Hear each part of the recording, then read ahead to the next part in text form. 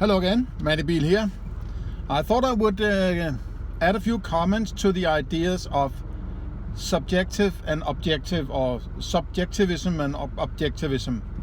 And I haven't planned anything particular, but it's mostly because of Eincrow, who has been lurking a lot around my videos and also in the Discord server, and everyone else listening in. You're welcome to drop in at the Discord. Link should be below.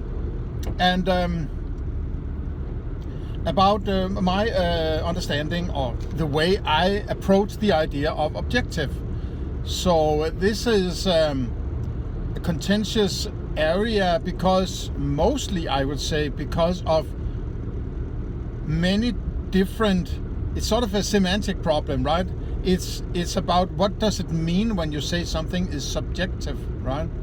Or objective. What is the inherent meaning when people tend to use this word? And also depending on the situation, I might use them in different connotations, not on this philosophy show here, but if I'm talking with people at work, or sort of if I have to explain how my approach is to my living, I have an objective, which means something along. I'm a practical guy. I'm going from what can be measured and what can be perceived and so on, and not sort of ideals or something like that, right? But that's not philosophically. It has to be rigid when you use terms in philosophy, right? And and that's also one of the, if I might mention Stefan Molyneux as a one-off. He uses terms left and right in all sorts of contexts, and in the end it sort of loses its meaning what he's talking about. You just sort of, well, I might not be, but I'm suspecting that people might be kind of confused about what he's actually talking about at times, right?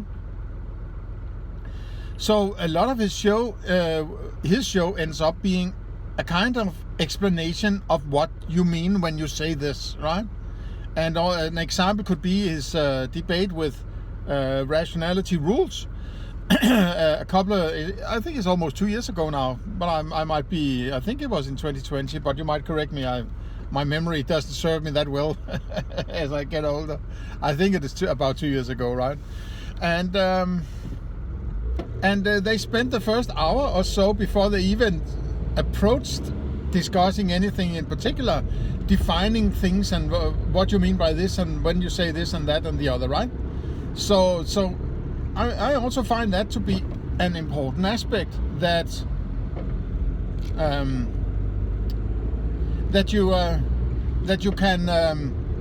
you have a very rigid way of approaching your terms. And if I use the term objective in my philosophy, well, I'm not going to start to use the same term somewhere else with a different meaning, right? Then I'm just shooting my own foot, right? I'm violating my own understandings, right? And it might feel like I'm attempting to manipulate people, which I wouldn't be, right? I wouldn't be interested in.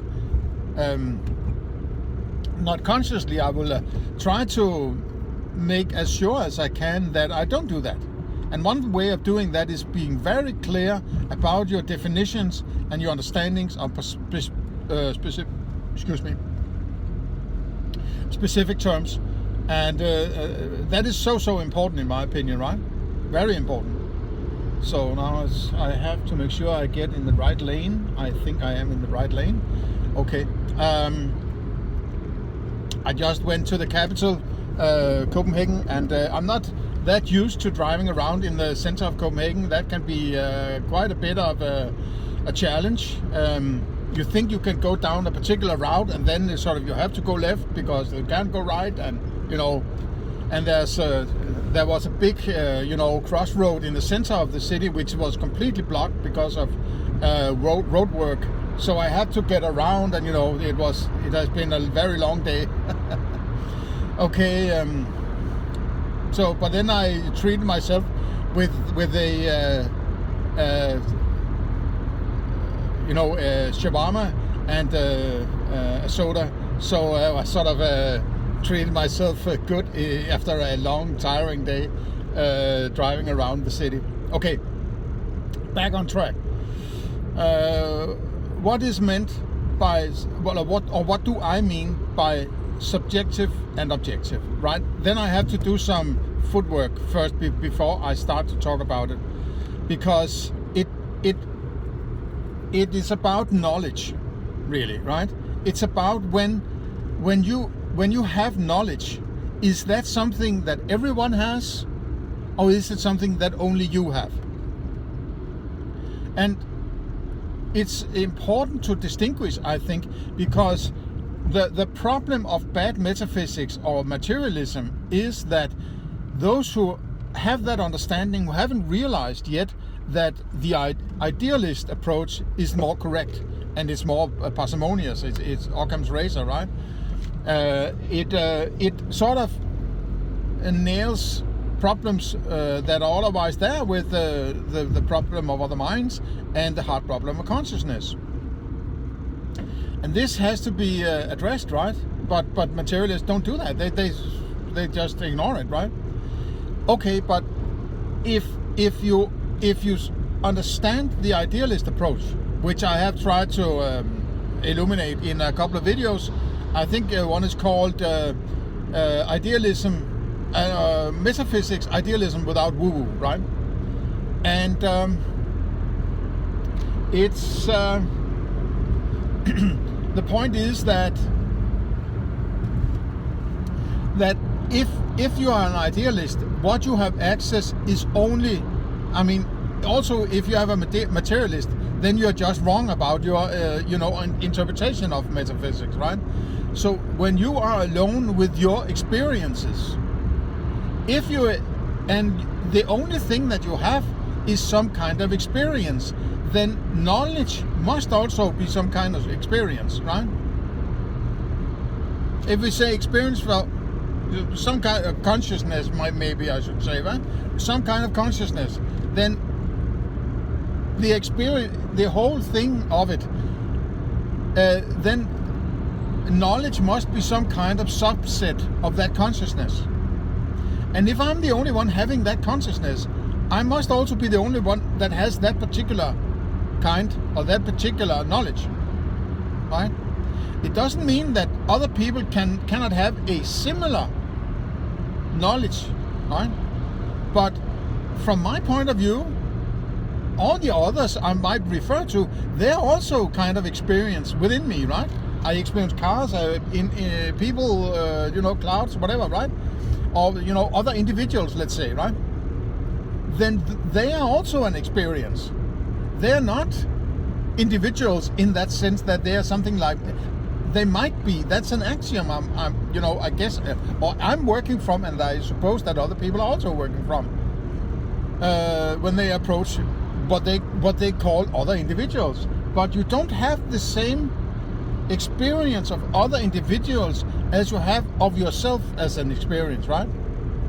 So you're alone with your kind of experience, and everything else, you are the one having your experience, right? Everything else is an axiom about interpretations of that experience.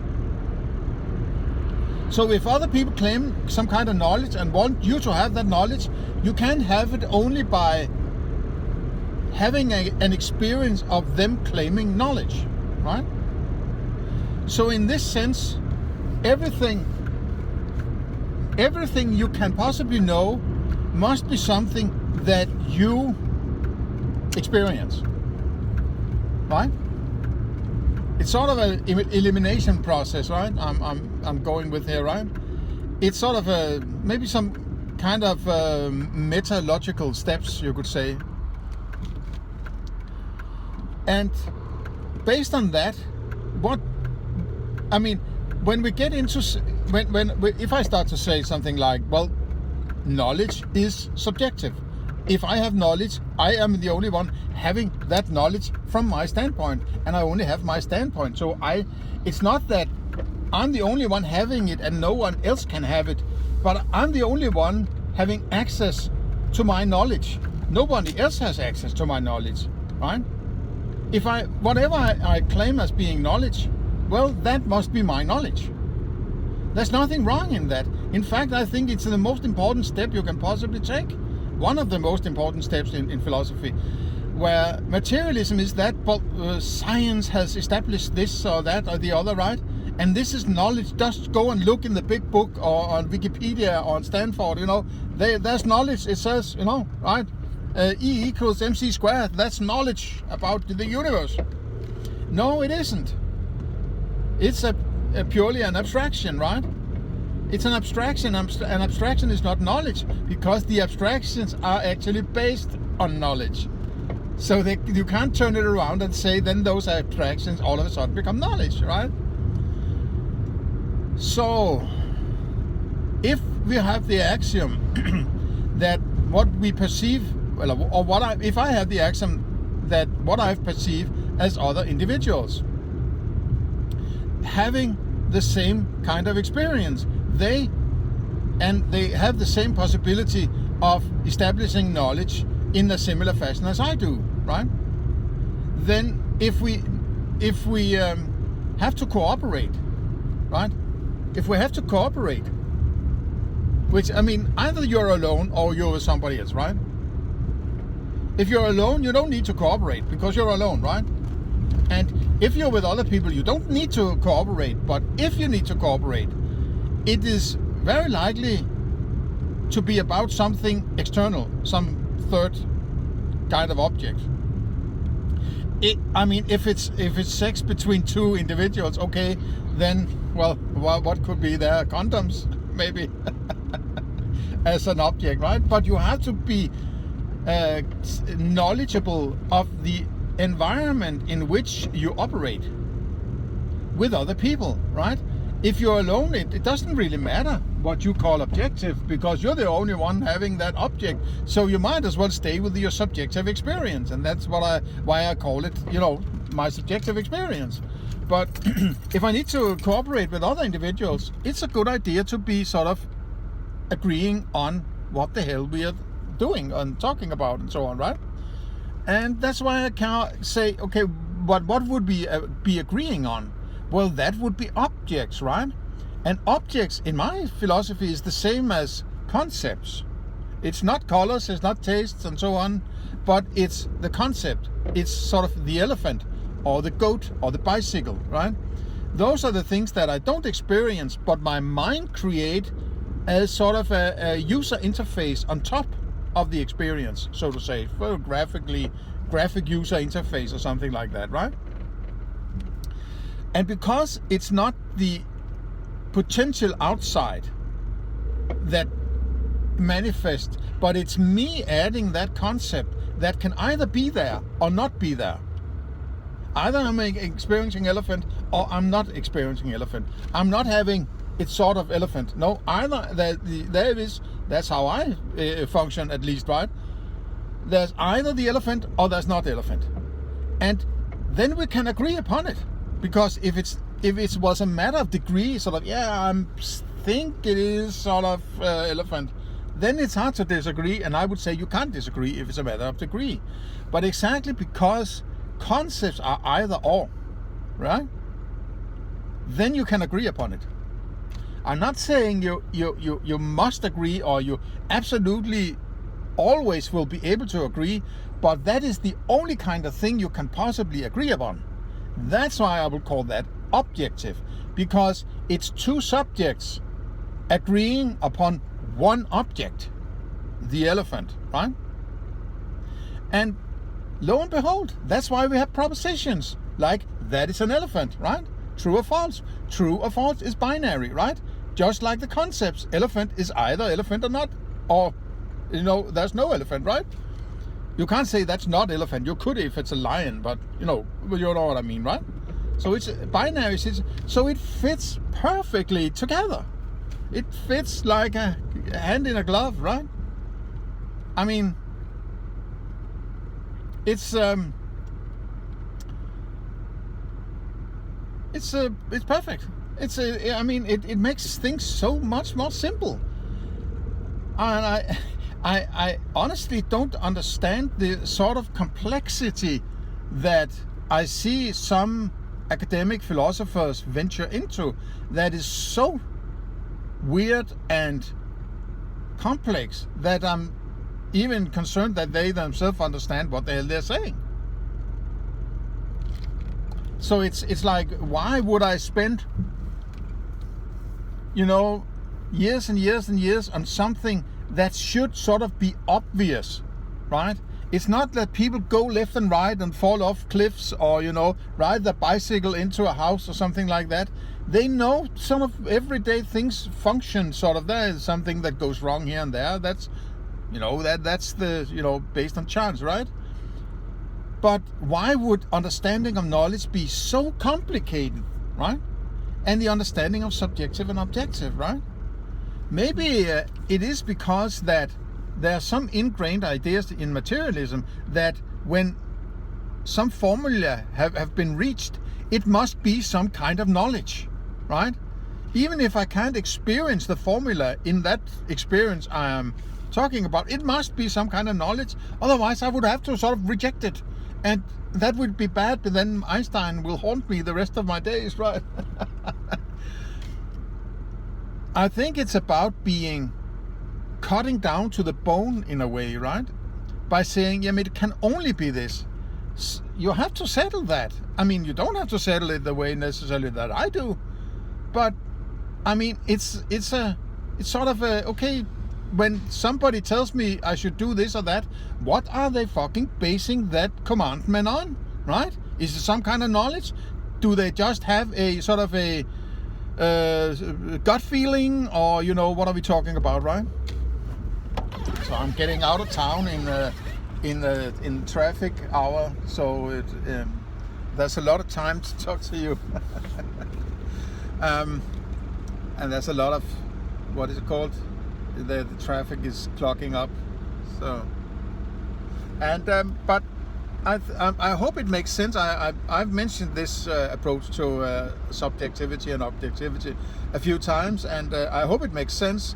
But otherwise, let me have your comments and questions. So let me see if I can answer them. If there's something in it you think something is lacking, or something doesn't make sense, or if you feel that it's a good way to do it, give me a comment also. Otherwise, see you next time.